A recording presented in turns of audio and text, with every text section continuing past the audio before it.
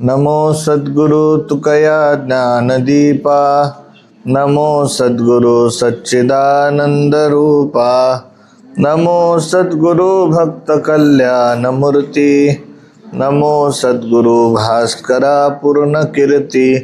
गुरुर्ब्रह्मा गुरुर्विष्णू गुरुर्देव महेश्वरा, गुरुर्साक्षात् परब्रह्म तस्मै श्री गुरवे नमः, तस्मै श्री गुरवे नमः। वळी ते जे गाई त्यासी फार लागे काई, निवे भावाचे उत्तरी भलते एके धनीवरी। न लगती प्रकार काही मनाचा आदर, सांडी थोरपणा तुका म्हणे सवेदिना। निवे भावाचे उत्तरी भलते एके धनीवरी। श्रीमंत श्री जगद्गुरु तुकोबाराय या अभंगामधून भगवंताला प्राप्त करण्यासाठी तुकोबाराय म्हणतात की परमेश्वराला काय लागतं। परमेश्वर हा नेमकं भक्ताला प्राप्त करण्यासाठी भेटण्यासाठी नेमकं कोणतं साधन आपण केलं पाहिजे, तर या विषयीचं वर्णन जगद्गुरु तुकोबाराय या अभंगामध्ये करतात। बघा, परमेश्वराला प्राप्त करण्याचे नाना प्रकारचे साधन आहेत, है की नाही?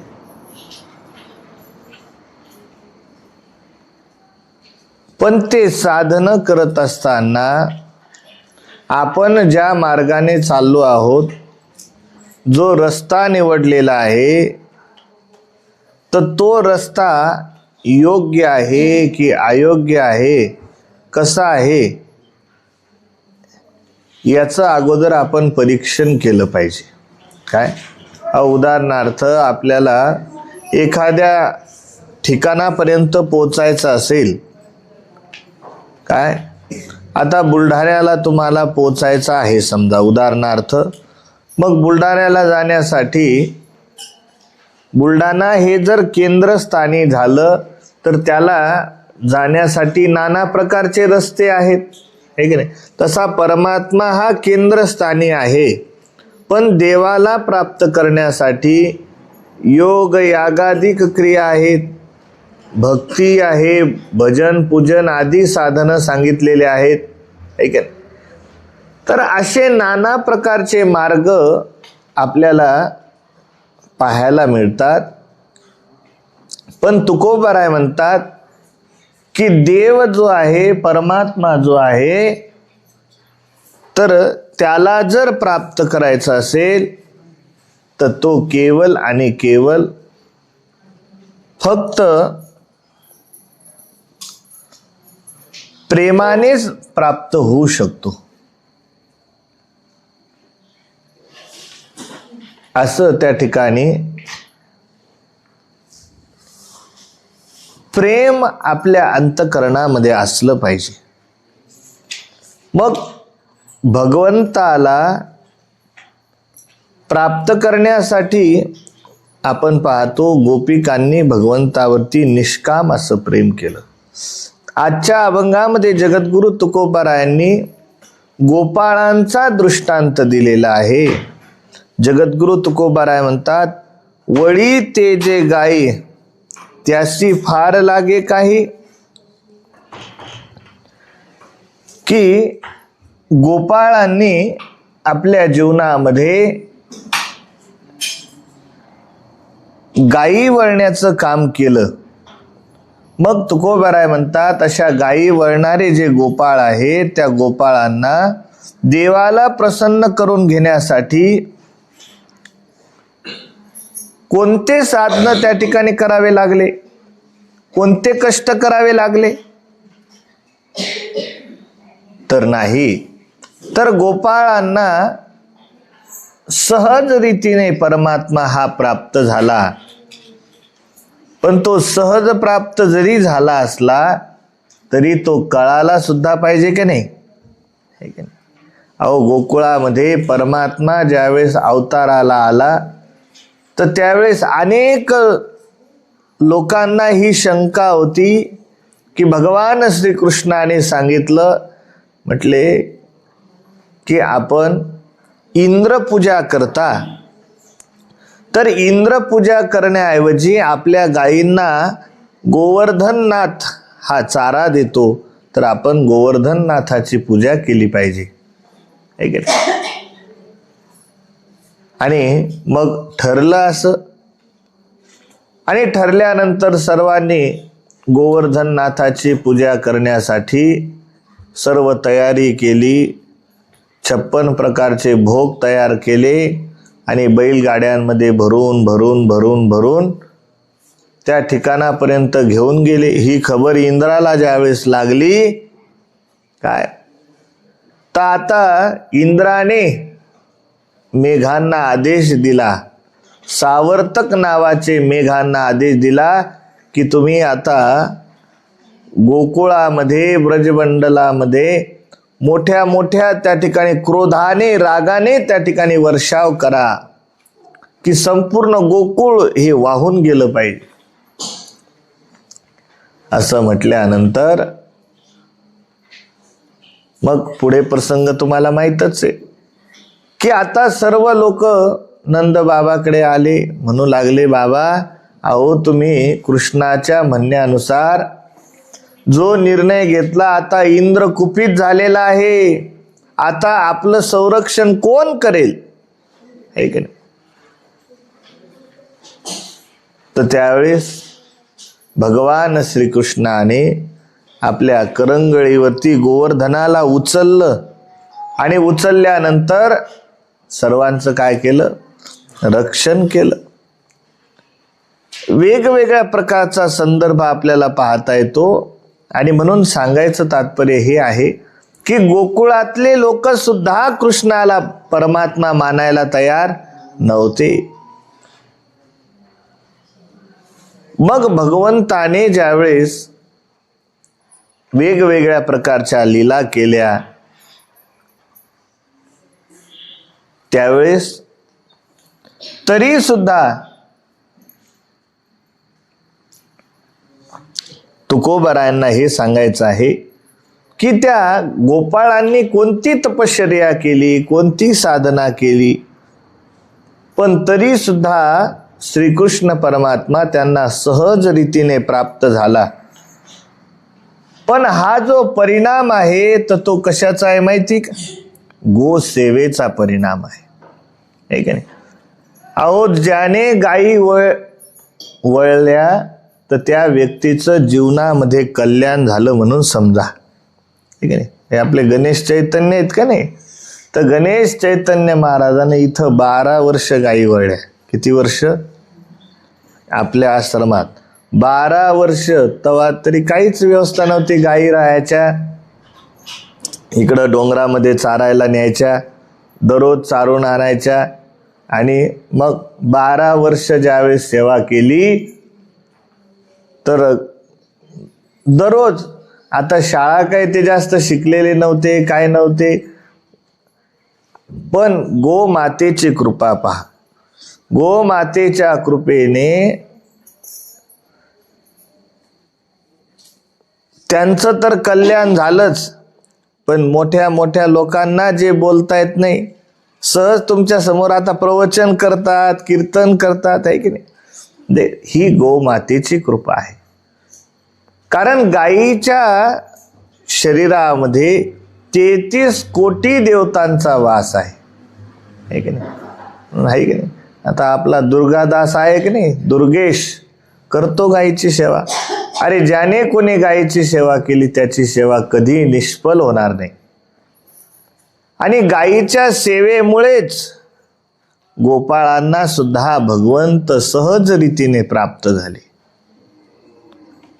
आणि म्हणून एवढंच नाही तर शास्त्रकार म्हणतात ज्याच्या घरी गाय असते तर त्याच्या घरी लक्ष्मीचा वास असतो. कारण गोमय वसते लक्ष्मी, गायीमध्ये लक्ष्मीचा वास असतो. गायीचं जे शेण असतं त्या शेणामध्ये कशाचा वास असतो?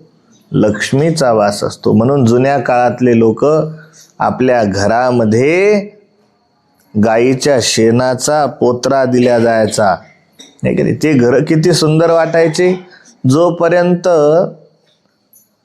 शेणा मातीचे घर होते, तुम्ही पाहिला असेल, तोपर्यंत जुन्या लोकांना गुडघ्याचा त्रास होता का?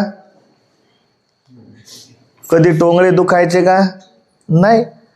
आता काय झालं की ह्या ज्या फरशा आल्या, फरशा अगोदर थंड्या, आणि त्या थंड्या फरशावर ते शरीरातली उष्णता ही शरीरामध्येच राहते. माती आणि शेण काय करायचं की शरीरातली जी वेस्टेज एनर्जी आहे तर ती सर्व ओढून घ्यायचं. अहो, शरीराला आर्थिंग भेटायची, आता आर्थिंगच भेटत नाही. भेटते का आर्थिंग? बरं ठीक आहे, तुम्ही आपण ग्रामीण भागातले लोक आहोत, आपण तरी त्या ठिकाणी जमिनीवर कधी पाय देतो, शेतात जातो, बिना चपलेने जमिनीचा आणि आपला काहीतरी संबंध येतो. अहो, शहरातले लोक घराच्या बाहेर गेलं की चपला, घरात चपला, स्वयंपाक करता करता बी काही काही बाया चपला घालतात. मग आता जिकडं तिकडं चपला, म्हणून या चपल्या आता, आहे की नाही? काय तर कारण वेगवेगळ्या प्रकारच्या बिमाऱ्या सुरू झाल्या, आणि म्हणून सांगितलं गोमय वसते लक्ष्मी, गायीमध्ये लक्ष्मीचा वास आहे. आणि म्हणून तुकोबाराय म्हणतात गायी वळणाऱ्या गोपाळांनी त्या ठिकाणी देवाला प्राप्त करण्यासाठी कोणती त्या ठिकाणी साधनं केली? तर तुकोबाराय म्हणतात निवे भावाचे उत्तरी भलते एके धनीवरी, त्यांनी प्रेमपूर्वक वेड्या वाकड्या उच्चारलेल्या शब्दाने देखील देव संतुष्ट झाला, है की नाही? अहो, गोपाळ हे काय भगवान कृष्णाला देव म्हणायचे का? नाही. अहो, जे नाव त्यांच्या मुखामध्ये यायचं वेडं वाकडं त्या ठिकाणी, तर त्या नावाने देवाला हाका मारायची, है की नाही? आता आपण पाहतो आपले पोरं राहतात, आता एखाद्याचं नाव राम असलं तर ते राम म्हणतात का? राम इकडे आहे बरं, ते म्हणतात ए राम्या. एखादा श्याम असला तर काय म्हणतात? ए श्याम्या. एखादा हरी नावाचा असला, ए हर्या. बोलता की नाही? की शुद्ध नावाने आपण हाका मारतो का कोणाला? नाही. तसं त्या ठिकाणी तुकोबाराय म्हणतात की त्या गोपाळांनी सुद्धा भगवंताचंही नाम जे घेतलं, हे वेड्या वाकड्या मनाने जसं येईल तसं त्या ठिकाणी ते देवाला प्रेमपूर्वक त्या देवाच्या नावाचं उच्चारण करायचे. परंतु त्यांनी प्रेमाने ज्या भावाने देवाला पुकारलं तर त्यावेळेस परमात्मा त्यांच्यामध्ये रममान झाला. त्यांची जशी इच्छा असेल तशी ते पूर्ण करायचा, ठीक आहे. काल्याच्या प्रसंगामध्ये भगवंताने गोपाळांच्या सोबत ज्या लीला केल्या त्याचं विस्ताराने काल्याच्या प्रसंगामध्ये आपल्याला वर्णन पाहायला मिळतं, है की नाही? अहो, त्या गोपाळांसाठी भगवंताने चोऱ्या केल्या, है की नाही? केवळ चोऱ्याच केल्या नाही तर किती खोड्या केल्या. अहो, कोणाची दाढी, कोणाची वेणी बांधून दिली, पतीची दाढी, बाईची वेणी बांधली, ती गाठ कोणाला सुटेना, हे की नाही? काल्याच्या प्रसंगात विस्तारानं वर्णन येतं. नंतर प्रत्येक जण काही ना काही घराने सांगते. मग हे कोणासाठी केलं? फक्त गोपाळांसाठी. म्हटले त्याच्या घरी कमी होतं खायला? अहो, 9 लाख गायी फक्त भगवान श्रीकृष्णाच्या एकट्याच्या घरामध्ये होत्या, किती गायी होत्या? 9 लाख. ज्याच्या घरी 9 लाख गायी असतील तर भागवतामध्ये याचं वर्णन आलेलं आहे की नंद कोणाला म्हटल्या जायचं, उपनंद कोणाला म्हटल्या जायचं, असे प्रकार त्या ठिकाणी सांगितले जायचे. तर ज्याच्याकडे 9 लक्ष गायी असायच्या तर त्याला नंद ही उपमा दिली जायची, है की नाही? मग ज्याच्या घरी 9 लाख गायी आहेत तर त्याच्या घरी दुधाला कमी असेल का? दह्याला कमी असेल का? लोण्याला कमी असेल का? नाही. पण गोपाळांना त्या ठिकाणी सुखी करण्यासाठी, त्यांचं मन राखण्यासाठी परमेश्वराने या सर्व गोष्टी केल्या. कशासाठी केल्या? फक्त त्यांच्या प्रेमासाठी, त्यांच्या भावासाठी. आणि म्हणून म्हणतात देव भावाचा भुकेला, हाची दुष्काळ तयाला, हाची दुष्काळ तयाला. की देवाला फक्त तुमच्या अंतकरणामधला भाव हा अतिशय महत्वाचा आहे. तुम्ही किती शुद्ध अंतकरणाने त्या देवाला पुकारता. तुम्हाला मी मागे मला असं आठवतंय की कर्माबाईचं उदाहरण सांगितलं होतं. जगन्नाथपुरीमध्ये राहणारी कर्माबाई अतिशय गरीब कुटुंबामध्ये जन्माला आली होती. तर एक दिवस कर्माबाई झोपेतून उठली. शॉर्टकटमध्ये तुम्हाला सांगतो फक्त. तर एक दिवस झोपेतून उठली. कर्माबाईला असा विचार आला की आज आपण आपल्या हाताने जगन्नाथाला खिचडी खाऊ घालाव. आणि जशी उठली लगेच मडकं ठेवलं चुलीवर, खिचडी बनवली आणि गेली जगन्नाथाच्या द्वारावर घेऊन. आणि डोक्यावर ते खिचडीचं मडकं आणि गेली. जगन्नाथा, अरे तुझ्यासाठी खिचडी प्रसाद आणला. देवाला 56 प्रकारचे भोग लागतात. आणि तिथले जे पंडे होते त्या पंड्यांनी पाहिलं कर्माबाई देवाच्या महाद्वाराच्या जवळ उभी आहे आणि कर्माबाई देवाला आवाज देऊ लागली. पंड्यांनी पाहिलं की ही कर्माबाई आंघोळ केली नाही, तोंड धुतलं नाही, काय नाही, आणि आली, उठली आणि आली खिचडी घेऊन आणि देवाला हाका मारू राहिली. पंड्यांनी तिला हाकलून दिलं. ले जा म्हणले इथून. देव का तुझ्या खिचडीसाठीच त्या ठिकाणी वाट पाहतो का? अहो दररोज देवाला 56 प्रकारचे भोग लागतात. आणि कर्माबाईचा अपमान त्यांनी केला. परिस्थिती अशी झाली, कर्माबाई तिथूनच देवाला शिव्या देऊ लागली. अरे जगन्नाथा, तुला चांगले चांगले पदार्थ खायची सवय लागली, आमच्या गरीबाच्या हातची खिचडी तुला कुठे गोड लागणार आहे? काय खूप बोलली जगन्नाथाला. आता जगन्नाथ भगवान मनातल्या मनात म्हणायचे, कर्मे, अगं मी 56 भोग खाऊ खाऊ थकलो, आता मला खिचडी खा वाटते, है की नाही? अहो दररोज गोड गोड गोड गोड खायला असलं तर आपल्याला वाटतं की नाही, बस बाबा आता हे नको, कधी हलकं अन्न खाल्लं पाहिजे. पण भगवंताला काही इलाज नव्हता. आणि मग परिस्थिती अशी झाली, कर्माबाईनं ते मडकं जसंच्या तसं आपल्या घरी झोपडीत घेऊन आली. कर्माबाई 2 दिवस झाले, 3 दिवस झाले उपाशीच ती खिचडी जशीच्या तशी त्या ठिकाणी पडलेली घरामध्ये. आणि 3ऱ्या दिवशी रात्री भगवान जगन्नाथ कर्माबाईच्या झोपड्यावर आले आणि दरवाजाचा झोपाटा वाजवला. म्हणले, कर्मे, अगं उघड. उघड म्हटल्यानंतर म्हणले, कोण आहे? अगं मी जगन्नाथ आहे. कोण जगन्नाथ? मी कोणत्या जगन्नाथाला वगैरे ओळखत नाही. हा भक्ताचा अधिकार कसा असतो. म्हणले असं. अगं उघड उघड उघड. भगवंताने फार विनवणी केली, मग उघडला बाबा.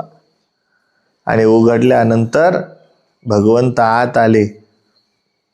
म्हटले, कर्मे, अगं काय अवस्था केली ही, आंघोळ नाही, काय नाही, जेवण वगैरे केलं की नाही? जगन्नाथा, अरे मला विचारू नको तू काय. बघ त्या दिवशीपासून खिचडी जी बनवली तशी त्या तशी पडलेली. भगवंताने पाहिलं, मडकं जशा तसंच पडलेले. भगवंतानं ते मडकं घेतलं, पाहता तर घम घम घम घम त्या मडक्याचा वास येऊ राहिला. खराब नाही बरं, चांगला आहे की नाही? कारण पूर्वीचं अन्न हे मातीच्या भांड्यामध्ये शिजवल्या जायचं, शुद्ध. बाबा सांगतात की पूर्वी मडक्यामध्ये जी कढी बनायची तर ती कढी 8 दिवस पर्यंत खराब व्हायची नाही. 8 दिवस तुम्ही फक्त गरम करा आणि खा, गरम करा आणि खा. जेवढी ती शिळी शिळी शिळी होत जाईल तेवढी ती स्वादिष्ट लागायची. काय आता भांडे कोणते आले? जर्मलचे. कोणते भांडे आले? आपल्याला घासायला सोपे, पटकन लगे पांढरे फटक दिसतात. अहो, जुन्या काळात इंग्रजांनी जर्मलचे भांडे का आणले होते? की कैद्यांचं आयुष्य हे कमी व्हावं याच्यासाठी जर्मलचे भांडे हे पूर्वीच्या काळामध्ये फक्त जेलमध्येच चालायचे, की आयुष्य कमी व्हावं. कारण तुम्ही पहा, जर्मलचं जे भांडं असतं ते झिजत झिजत झिजत झिजत चालतं. जुने आपले लोक पितळच्या भांड्यात स्वयंपाक करायचे, त्या पुन्हा बेगा असायच्या, आहे का नाही? त्याच्यामध्ये डाळ. आजही घाटाखाली तुम्ही गेले तर तिकडं त्या बेगामध्ये काय शिजवतात? डाळ शिजवतात, आहे की नाही? तर धातूचं महत्व आहे. कारण त्या धातूमध्ये जर ते अन्न शिजलं तर त्याचा शरीरावर काय परिणाम होईल हे आपल्या जुन्या लोकांना माहीत होतं. तर ती मडक्यामध्ये शिजवलेली खिचडी जशीच्या तशीच होती. भगवंताने त्या खिचडीचा एक घास म्हटले, कर्मे अगं बघ म्हटले, तू मला त्या दिवशी आली पण मला तिथून हालताच येत, ते मला सांगू नको. अरे तुला 56 प्रकारचे भोग वाटतात ना, तिकडच जा. आता डबल नाव घेऊ नको खिचडीचं. म्हटले तसं नाही. मग भगवंताने फार, आता जसं एखादा माणूस रागवला की तुम्ही अरे अरे तसं नाही, असं असं नाही तसं, आहे की नाही? समजून जसं सांगतो तसं भक्त आणि भगवंताचंही प्रेम आणि त्या प्रेमाने भगवंताला बांधलेले. आणि ज्यावेळेस कर्माबाईला भगवंताने समजावलं, सांगितलं, कर्मे अगं मला खूप भूक लागलेली आहे आणि लवकर त्या ठिकाणी मला खिचडी खायची. म्हटले तुला खायची तर खाय, मी अजून एक घास एक दाणा सुद्धा खाल्लेला नाही 3 दिवसापासून. भगवंताने पाहिलं, मग पहिली खिचडीचा एक घास घेतला, पहिले कर्माबाईच्या मुखात टाकला, कर्माबाईला खाऊ घातला. त्याच घासातला थोडासा घास तिच्या तोंडातला घेतला आणि तो भगवंताने खाल्ला. काय हे प्रेम आहे. म्हणून मला सांगायचं तात्पर्य हेच आहे. तुकोबाराय म्हणतात की गोपाळांनी काही केलं नाही, वेडी वाकडी भक्ती केली, पण त्या भक्तीवरती सुद्धा परमात्मा हा खुश होता. म्हणून देव हा तुमच्या अंतकरणामध्ये असणाऱ्या भावाला पाहत असतो. तुम्ही बाहेरून किती धनवान आहेत, किती श्रीमंत आहे, किती गरीब आहे, हे कधी परमात्मा पाहत नाही. म्हणून म्हणतात देव भावाचा भुकेला आणि हाची दुष्काळ तयाला. सध्याच्या काळामध्ये भगवंताविषयी खूप भक्ती आपण करतो, दिसतो, एक लोटा जल घेऊन निघतो, पण त्याच्यामध्ये भक्ती किती असते हे काही सांगता येत. कोणी सांगितलं म्हणून करायचं नाही, ती नित्य नेमाने उपासना झाली पाहिजे. श्रावण महिना आला की 1 लोटा जल आणि 12 महिने देवाला कोरडं ठण, आहे की नाही? 1 लोटा वायाचं काम नाही, असं नाही. नित्य नेमाने काय करायचं ते करा, पण नित्य नेमाने करा. आणि म्हणून तुकोबाराय म्हणतात, निवे भावाचे उत्तरी भलते एके धनीवरी, न लगती प्रकार काही मनाचा आदर. देवा करता काही प्रकार करावे लागत नाहीत, फक्त मनात देवाविषयी प्रेम असलं पाहिजे म्हणजे झालं. तुकोबाराय म्हणतात की परमेश्वराला दुसरं कशाची अपेक्षा नाही, फक्त तुमच्या अंतकरणातलं प्रेम महत्वाचं आहे. पुढे तुकोबाराय म्हणतात, सांडी थोरपणा तुका म्हणे सवेदिना. तुकोबाराय म्हणतात, देव हा प्रेमळ व दीन भक्तासाठी आपला थोरपणा त्या ठिकाणी टाकत असतो. भक्तासाठी परमेश्वराने काय काय नाही केलं,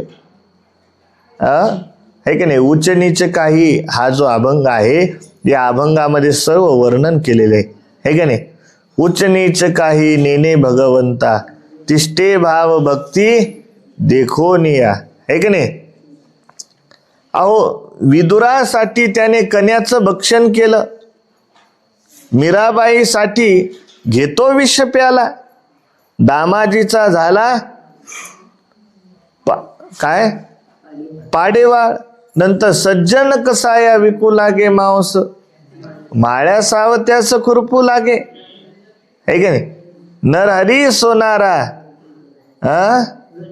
घडू फुंकू लागे, है की नाही. असं सर्व या अभंगामध्ये परमेश्वराने भक्ताच्या भावासाठी तो काय करत नाही, तर या अभंगामध्ये सर्व तुम्हाला वर्णन पाहायला मिळतं. फक्त परमेश्वराला प्राप्त करण्याचं एक आणि एकमेव साधन फक्त परमेश्वराविषयी असणारी भक्ती, परमेश्वराविषयी असणारं प्रेम, आणि त्याच प्रेमामुळे भगवान श्रीकृष्ण परमात्मा गोपिकांनी जर म्हटलं, कृष्णा अरे एक तांब्याभर मी तुला ताक देते तर नाच, नाच म्हणलं की तो नाचायला लागायचा, आहे का नाही. म्हणून म्हणतात, छचिया भर छाचन पर गोपीन नाचन चाह, की एक मडकभर थोडस ताक दिलं की कृष्ण नाचायला लागायचा. कशासाठी? जो जगाचा मालक आहे तो फक्त गोपीच्या प्रेमासाठी नाचायचा. आणि म्हणून भगवंताला प्राप्त करण्यासाठी आपल्या अंतःकरणामध्ये प्रेम असलं पाहिजे. आणि तुकोबाराय तेच म्हणतात की प्रेमळ दीन भक्तासाठी भगवंत आपला थोरपणा सोडून देतो. मी मोठा आहे हे सर्व भगवंत सोडून देतो आणि त्याच्या भक्ताच्या इच्छेप्रमाणे तो बनत असतो. बस. पुंडलिक वरदा हरी विठ्ठल श्री ज्ञानदेव तुकाराम गोपाल कृष्ण भगवान की जय. श्री गुरुदेव भगवान की जय. काशी विश्वनाथ भगवान की जय. ओम नमः पार्वती पते हर हर महादेव.